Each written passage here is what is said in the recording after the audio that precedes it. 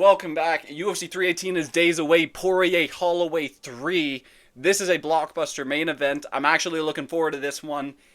Cannot wait for this main event. This will be a banger, man. Like both of their first and second fights, man. Incredible fights. If you've not seen them, go back and watch them before this trilogy bout this weekend so you're caught up. But let me get right into it with my full card predictions. You know how it goes. We start off with the first fight, go all the way up to the main event of the evening. So first fight of the night, we've got Carli Judice versus Nicolle Calliari. Incredible first fight. This is just blockbuster. You know me and Carli Judice. We have history. We go way back. You know, I've been her biggest hater. I've been hating on this chick since, we all saw her get battered against Ernesta Caricate, but, you know, she really dogged it out to a decision. Maybe I need to start giving this chick some credit. She did dog it out to the decision. You know, she took a lot of damage and was throwing back that entire fight. Like, she did not shell up or anything. And then she lost her next fight after that to Gabriela Fernandez, who's not a chump. I mean, she's not a chump or anything. She is pretty good. She beat Wang Kong, right? Like, she's a established name. She's like a gatekeeper in that division, I'd say. And then Carli Judice gets matched up with Yunzi Dubin, who was coming into the UFC with a knockout win over Shannon Clark on the Dana White Contender Series, right? Yunzi Dubin, man, oh my god, Yunzi Dubin. I gassed this chick up, saying, oh my god, she's got Carli Judice, she's gonna batter this chick. And what happens? Carli Judice turns into just the best kickboxer on the planet and knocks her out with a switch kick in like a minute.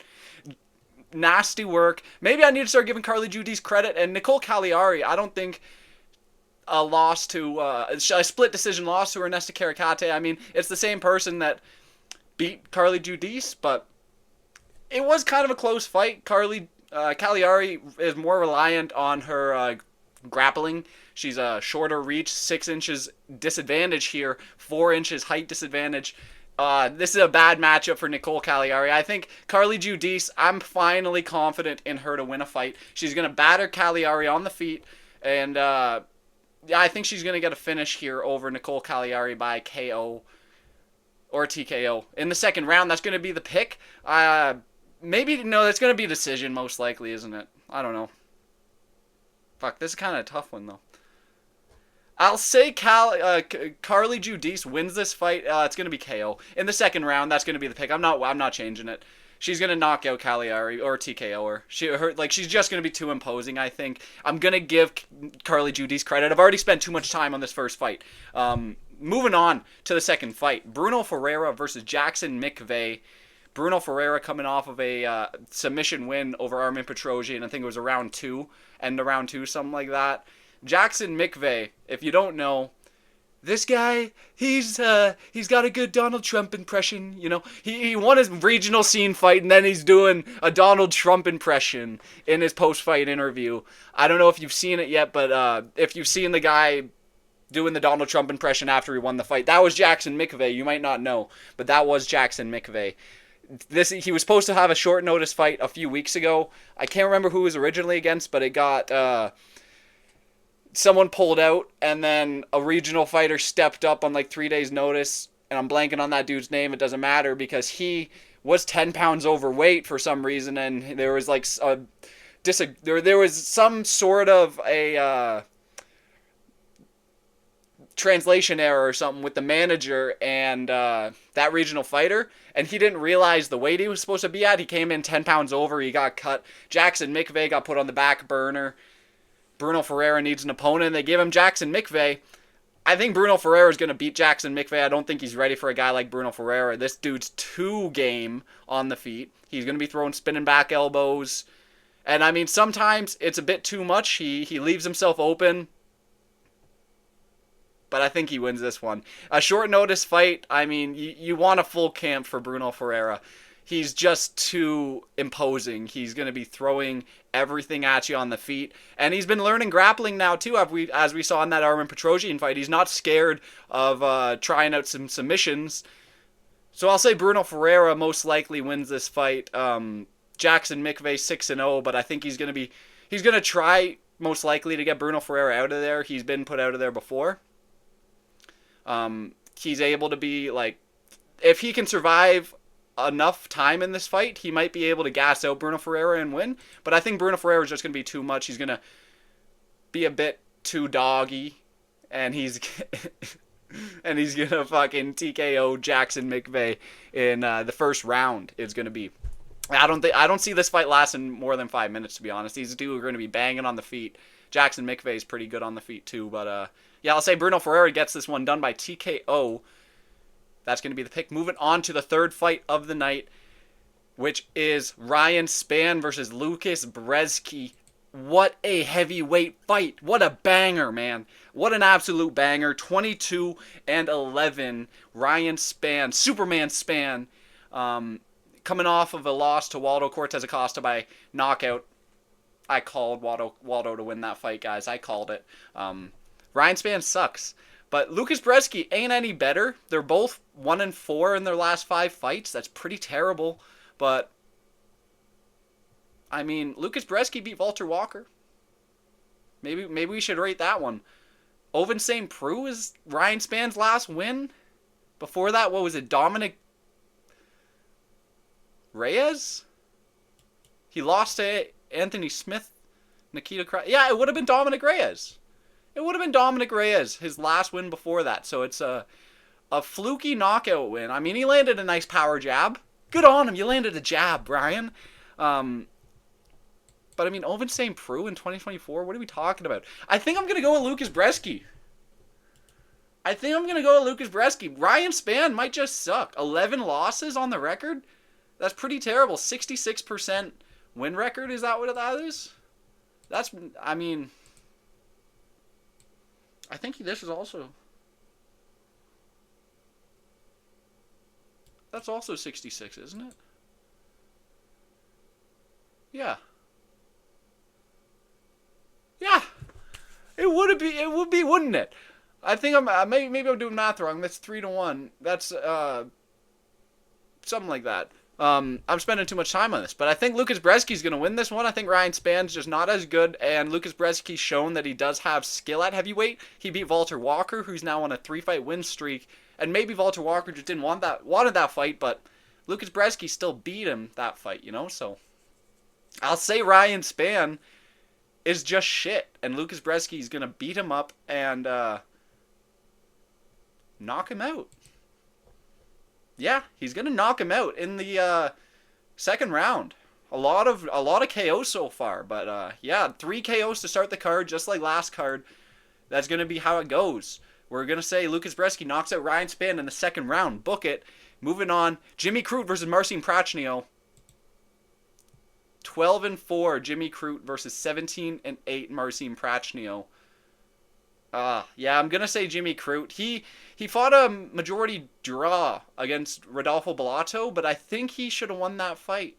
It was the third round was pretty clearly Bellato though, and it was close to a 10-8.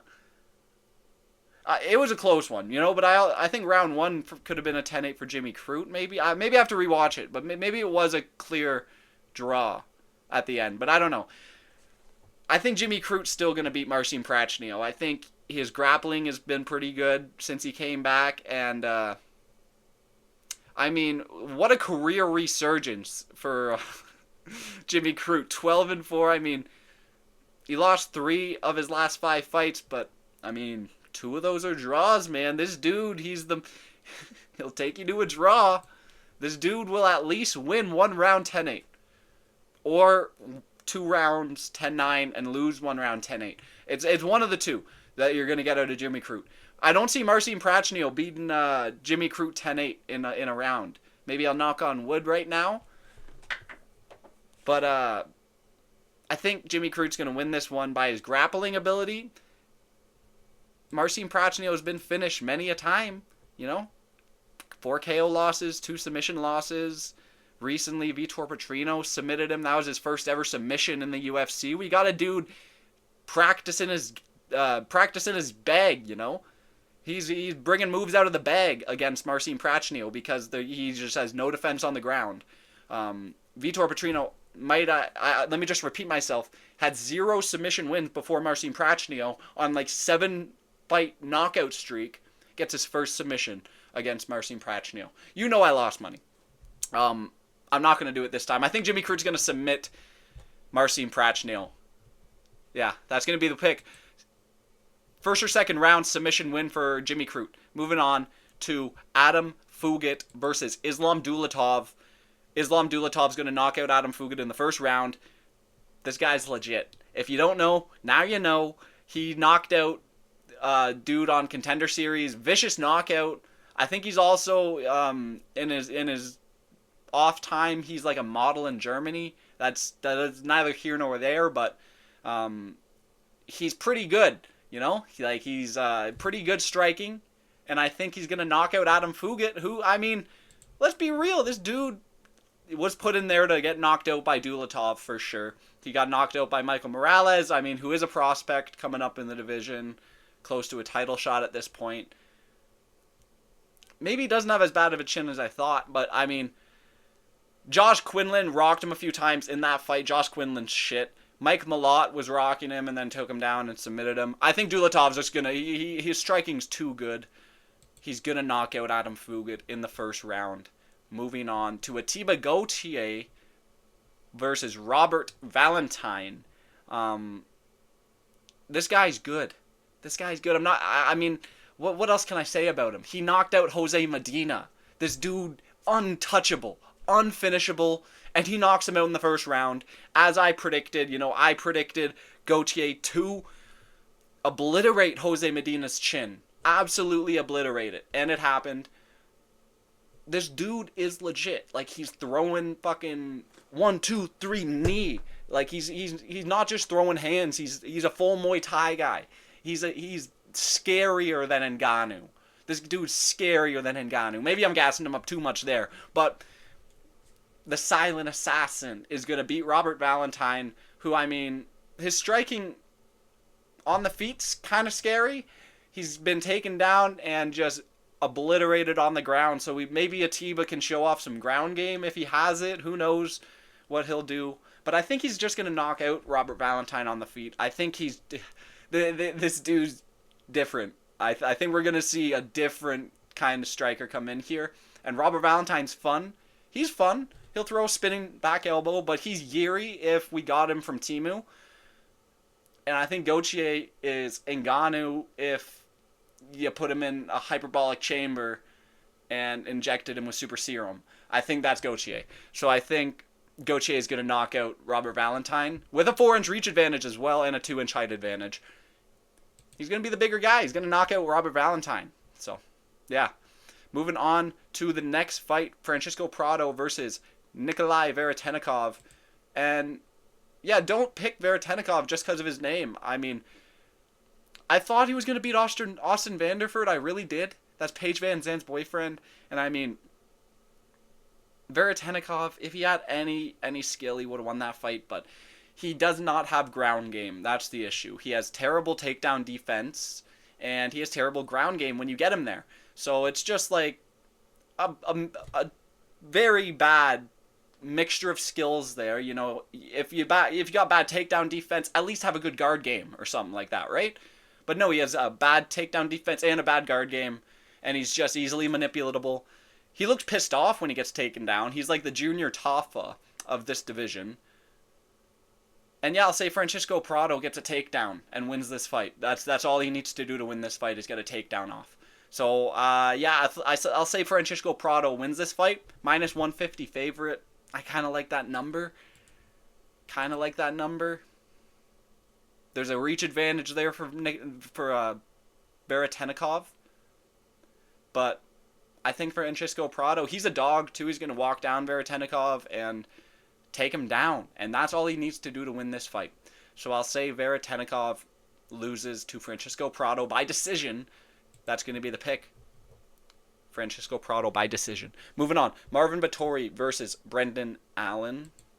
19-7 versus 24-7. Both on 2-fight losing streaks. This fight was supposed to happen a while ago. Marvin Vettori pulled out, I think. And someone...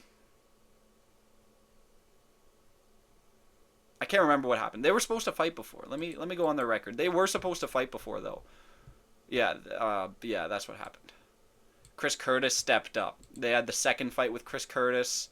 It was a close one. Then Chris Curtis pulled his hammy in the last 30 seconds of the fight and lost because of that. Brendan Allen's weird, man. I wanna back Brendan Allen so bad. I wanna be like on Brendan Allen's side fully. But there's just moments in his fight that just makes me like cringe. It's the best word I can describe it. You know, it's like his striking is, he's a dog, man. Like, he's gonna walk down Vettori. He's not gonna be scared of it in the stand up. But I feel like he leaves his chin open quite a lot, and it's something that like a lot of fighters do. But I just want Brendan Allen to be perfect when he goes out there. So when he does anything that it's like, oh, you can get hit, and he does get hit, I just want him. I just want those holes to be improved. But I do see Brendan Allen's grappling being just too much for Marvin Vettori. But he needs to have that game plan. He can't come in here with the mentality that he's just going to walk down Marvin Vettori and outstrike him and win this fight because of outstriking him. And I get they're going to want to, like, this is going to be scrap. These dudes have bad blood. They fought in a Vegas casino. That's the word. I think Brendan Allen's grappling is too much, and if he has that game plan where he comes in here and he tries to take the back of Vettori and he tries to take him down, to get some submissions off, I'm not saying he's going to submit Vettori, but I think he can keep him there for 5 minutes or a couple minutes, win a round or two, but he cannot have the mentality that he's going to walk down Marvin Vettori and box with him. I think Vettori will outbox Brendan Allen on the feet if it gets to that point. I do. But I think Brendan Allen's going to win this fight, and he's going to be smart enough to implement his grappling. Maybe even submit Marvin Vettori. He's never been submitted before, actually. I'll say Brendan Allen wins the decision. That'll be the pick. Moving on, Kyler Phillips versus Vinicius Oliveira. I said on the Sparring Sessions podcast, this is actually one of my favorite fights on the card. I was looking forward to this one on the prelims quite a lot, just because this is a banger, man. Like, Vinicius Oliveira, massive win streak. This dude knocked out Bernardo Sopage in his first UFC fight. And like, he was losing. He was getting controlled a little bit. I don't want to say losing, because like, people say losing, and he was just getting controlled a little bit. He was outstriking Bernardo on the feet, clearly. And then Bernardo gassed. I can't say that name. Bernardo gassed in the third round and got flying knee, completely fucking wrecked by the flying knee. He beat Ricky Simone, great win. Ricky Simone's he's still here, you know. He's on a 2-fight win streak now. And Said Nurmagomedov, he beat as well. Great wins for Vinicius Oliveira. And Kyler Phillips, this guy just lost to Rob Font. People say fraud checked. He was fraud checked, I guess, but he did look good against Pedro Munoz, Raoni Barcelos, Marcelo Rojo. Raoni Barcelos and Pedro Munoz are good wins. And like, this is a really good striking matchup. These guys are going to be throwing wheel kicks at each other, and like, it should be a pretty fun striking matchup on the feet. I'm going to say Vinicius Oliveira wins this one by decision. I don't see him finishing Kyler Phillips. I mean, he did get dropped by Rob Font, so who knows, but yeah, I'll say Vinicius Oliveira. He's too doggy, man, and you can't even just take him down. He's got good takedown defense, and he's going to win this fight by decision. Moving on, Michael Johnson versus Daniel Zellhuber. 23-19, Michael Johnson versus 15-2, Daniel Zellhuber, who lost his last fight by split decision against Ribovic. And I think he could have won that fight. I think he could have been robbed. I think this is an easy pick. This is a minus 600. I'm not going to spend a lot of time on this. You got a 40-year-old Michael Johnson. You guys know how I feel about 40-year-old fighters in the cage. I mean, I just kind of got burned by that. Derek Lewis against whatever that taxi driver's name was, but heavyweight's different. And Michael Johnson, dude's got a chin made of glass at this point. I don't want to go and show you how many times he's been knocked out. You can go look at it yourself, but Daniel Zellhuber is very game on the feet, and I think he's going to knock out Michael Johnson in the first or second round. That's going to be the pick. I hate to say it. Yeah, Daniel Zellhuber is going to knock out Michael Johnson. That's going to be the pick. Moving on to the main card, or that was actually the first fight of the main card. Moving on to the second fight of the main card. Dan Ige versus Patricio Pitbull. 19-9 Dan Ige, 36-8 Patricio Pitbull. Pitbull just fought Yair, right? Unanimous decision loss. Yeah. 6-inch reach disadvantage here. 5 years older than Dan Ige. And Dan Ige just upset Kyler. Oh, no. Dan Ige just beat Sean Woodson with a massive reach disadvantage in that fight. He beat Sean Woodson, outstruck him, just got in the pocket with him, and made it a bad fight for Sean Woodson. He didn't like the body shots. He ended up folding and losing by TKO. And it was like the third round, I think. Some people called it a weird stoppage. I even called it a weird stoppage at the time. But rewatching it, like, Dan Ige was just too imposing in that fight. He walked down Sean Woodson with no remorse, beat him up to the body, and finished him. And Patricio Pitbull, like, Dan Ige is going to be faster than him. Nearly got a cramp there. Show those stretches. Show those stretches. Dan Ige is going to win this fight by decision over Patricio Pitbull. That's going to be the pick. Moving on. Kevin Holland versus Daniel Rodriguez. D-Rod, show those prison tats.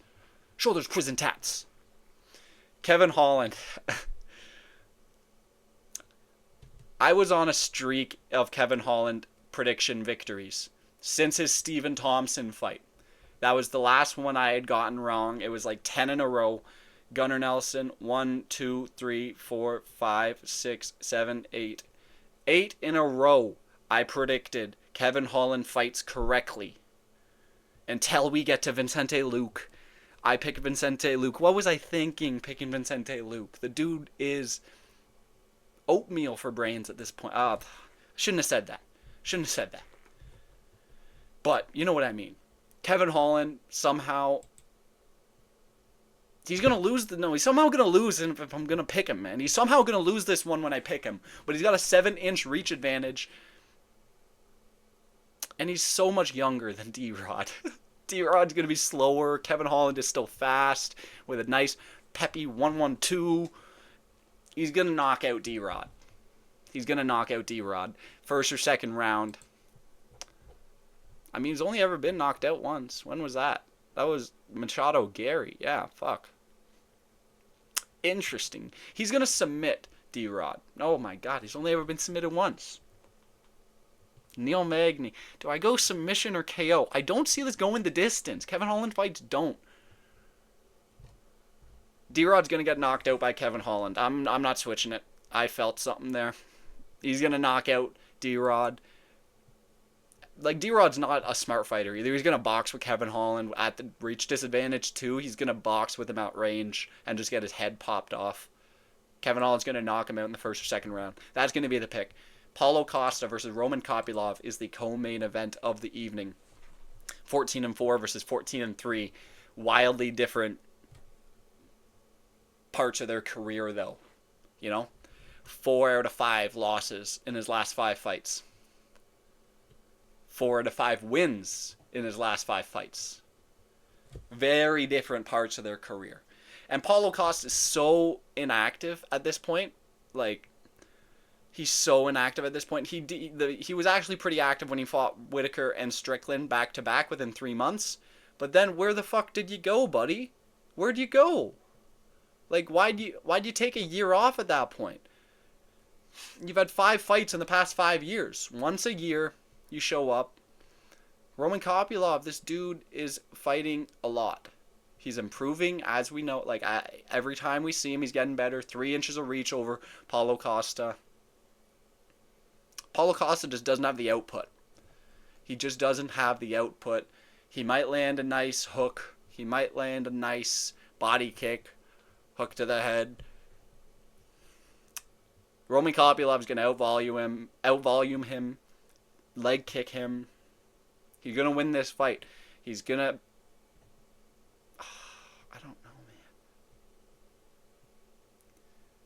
Yeah, it'll be a decision, I'll say. Roman Kopylov beats Paulo Costa up, maybe implements a little grappling. He's been training in Russia, with the Dagestanis. I'll say Roman Kopylov is going to outbox Paulo Costa, get him in the clinch, get him on the ground maybe. Paulo Costa is going to be more physically imposing than him in the clinch, so maybe he won't. Maybe he'll... this is a tough one. No, it's not. Roman Kopylov's going to win this fight by decision. And I'm not going to spend any more time on it. Moving on to the main event. What we came here to see, Max Holloway, Dustin Poirier. Listen, the trilogy fight. What happened in the first one? What happened in the second one? That's what you came here to see, Dustin Poirier's won both fights. You're going to hear people tell you how hard it is to lose 3 fights to someone. You're going to hear people say, Max Holloway, man, oh, look how good he looked against Justin Gaethje. You're going to hear people say, oh, Poirier, he's just pulling guillotines against these guys. This fight's going to go the same way as the first 2 fights. It's going to be the exact same fight when that cage door closes. They're the same fighters. Styles make fights. What's going to change? Tell me. What's going to change? Dustin Poirier won that first fight because Max Holloway was too small. Dustin Poirier, that was Holloway's first fight in the UFC, right? Dustin Poirier kind of showed him the ropes. He showed him the ropes. Listen. What's going to change, man? Tell me what's going to change. 2012 to 2019. There is 7-year difference. And now there is a 6-year difference, but close enough. What's going to change? Tell me. Listen, I think Dustin Poirier is just too big for Max Holloway. And we've never seen Max Holloway knocked out before. Like he was against Ilia Topuria.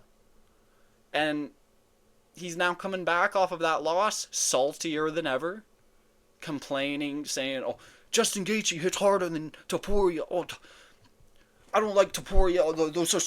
You gotta look at the circumstances of the fight, man. The fucking Volk fight. No, people saying that fight was a good win. Like Volk didn't get knocked out three months before, but he knocked you out. You remember how confident you were before that fight? You get what I'm saying? I think Max Holloway, he's thinking about too many things at this point. He's got a chip on his shoulder, coming in egotistical. When do we see him coming egotistical? Against Volkanovski in the third fight, saying shit like fucking, "We'll see Saturday night, baby. We'll see Saturday night, baby." We saw Volkanovski box the fuck out of Max Holloway that fight. Had him cut up in like the 3rd round. Tell me what's going to change with Poirier he was beating him the fuck up in that second fight. I think Dustin Poirier is going to win this fight. I could see Dustin Poirier having just a crazy moment where he, maybe Max Holloway shells up. Maybe he gets put out again. I could see it. But I'll say Dustin Poirier is going to win this fight. Tell me what's going to change. In the last 6 years, Holloway has gotten a submission win. He's kind of looked the same. As he hasn't really changed his game up. Poirier hasn't really changed his game up. They've fought different fighters. They've done different things. Poirier's always been known for pulling guillotine. These two are boxers. They're not going to be shooting on each other. They're boxers. They're going to be striking. Poirier's going to win this fight. He's too big for Holloway. He's too big for Holloway. Poirier by decision is the pick. Let me know what you think. That's the whole card. Poirier's winning this fight. Listen, I would love for Holloway. No, I would more love for Dustin Poirier to win the retirement fight. Get that moment, ride off into the sunset with the fucking win over Holloway, the 3-0 with the BMF belt. That would be the moment. And then we can crown a new BMF champion that's not 1-1 in his last 2 fights. So, I will say Poirier wins this fight by decision, rides off in the sunset. Great moment, great retirement for Poirier. Yeah, let me know what you think. That was UFC 318 picks. Make sure to like, comment, subscribe. Thanks for watching.